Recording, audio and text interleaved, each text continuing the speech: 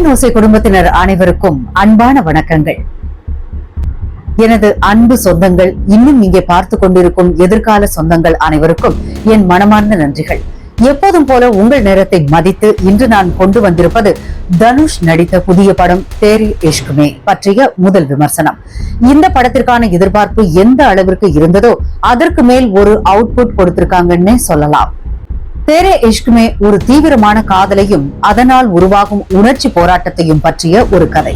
இந்த கதையின் மையம் அப்படின்னு பார்த்தோம்னா, காதல் என்ன, காதலுக்காக ஒருவர் எவ்வளவு தியாகம் செய்ய முடியும், காதல் நம்மை எப்படி மாற்றும், இந்த கேள்விகளுக்கு படம் மிக உணர்ச்சி நிறைந்த பதிலளிக்கிறது. படத்தில் தனுஷ் ஒரு எளிய மனிதராக தொடங்குகிறார். ஆனால் ஒரு நிகழ்வு, ஒரு காதல் அவருடைய வாழ்க்கையை முழுவதுமாக புரட்டி போடுகிறது. இந்த மாற்றத்தை காட்டும் விதம்தான் படம் முழுவதும் இருக்கும் வலிமை. அடுத்ததா தனுஷ் நடிப்பு படத்தினுடைய ஒரு பெரிய பலம்னே சொல்லலாம். தனுஷ் சார் இந்த படத்திற்கு ஒரு பெரிய வெயிட் கொடுத்திருக்காரு. கண்களில் தெரியும் வலி, காதலுக்காக அவர் செய்யும் ஒவ்வொரு போராட்டமும் உள்ளுக்குள் உடைந்து போன மாதிரி இருக்கும் எமோஷனல் சீன்ஸ், வெறுப்பு, கோபம், காதல், அப்பப்பா எல்லாமே பெர்ஃபெக்ட் டிரான்சிஷன்.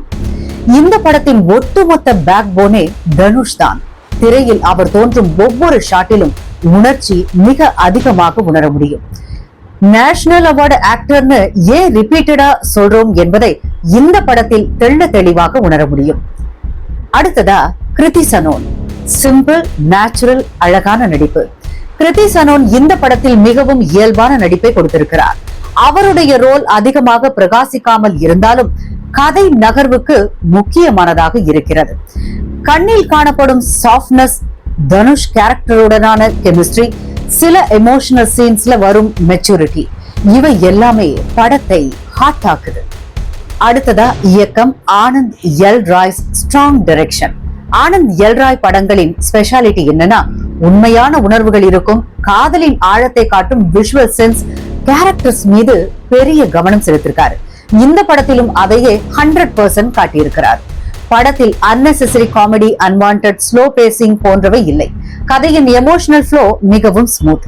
காதலின் வேதனை மற்றும் அழகு இரண்டுமே அழகாக பேலன்ஸ் செய்து காட்டப்பட்டுள்ளது. அடுத்ததா சாங்ஸ் அண்ட் பிஜிஎம். இதுதான் படம் உயிர் பெடுக்க காரணம். இந்த படத்துக்கு ஏஆர் ரஹ்மான் மியூசிக் கொடுத்தாலும் கொடுத்தார். அந்த பிஜிஎம், அந்த ஃபீல், அது படம் உயர்வதற்கு முக்கிய காரணம். காதல் scenes, heart break scenes, climax, buildup, இந்த மூன்றிலும் BGM simply extraordinary. Songs, melody, soulful lyrics, easy to hum tunes. கேட்டதும் பச்சக்னு ஓட்டிக்கொள்ளும். இந்த படம் முடியும் போது பேக்ரவுண்ட் மியூசிக் தான் ஆடியன்ஸ் மனதில் நின்று கொண்டிருக்கும். அடுத்ததா சினிமாட்டோகிராஃபி. காட்சியோட அமைப்பு. காட்சிகள் ரொம்ப அழகானதாகவும் நேச்சுரலாகவும் கேப்சர் செய்யப்பட்டிருக்கு. காதல் scenes soft and warm, emotional scenes sharp close up shots, travel visuals neat and colourful. Intense portions dark டோன்ல இருக்கு. படத்தை எப்படி ஃபீல் பண்ண முடியும் அப்படிங்கிற மாதிரி விஷுவல்ஸ் அமைக்கப்பட்டிருக்கு. அடுத்ததா எடிட்டிங். மிக எளிதான பின்னணி ஓட்டம். எடிட்டிங் இங்குள்ள பெரிய ஸ்ட்ரென்த். சீன்ஸுக்கு இடையில அன்னெசரி லேக் இல்லவே இல்ல. டிரான்சிஷன் ஸ்மூத்தா இருந்தது. ஸ்டோரி டெல்லிங்கும் நீட்டா இருந்தது. அடுத்ததா கிளைமேக்ஸ். மிக எமோஷனல் அண்ட் சாட்டிஸ்ஃபை.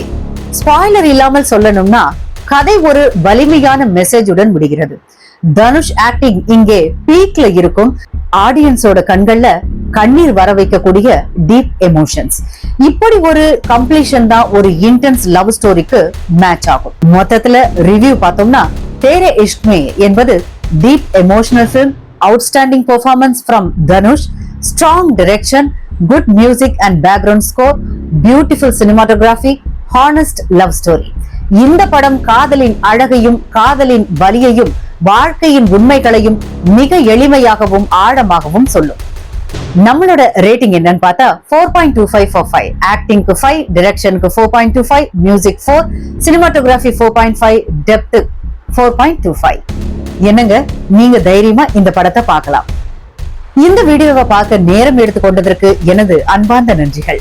என்னுடைய கண்டென்ட் உங்களுக்கு பிடிச்சிருந்தா லைக் பண்ணுங்க, கமெண்ட் பண்ணுங்க, ஷேர் பண்ணுங்க.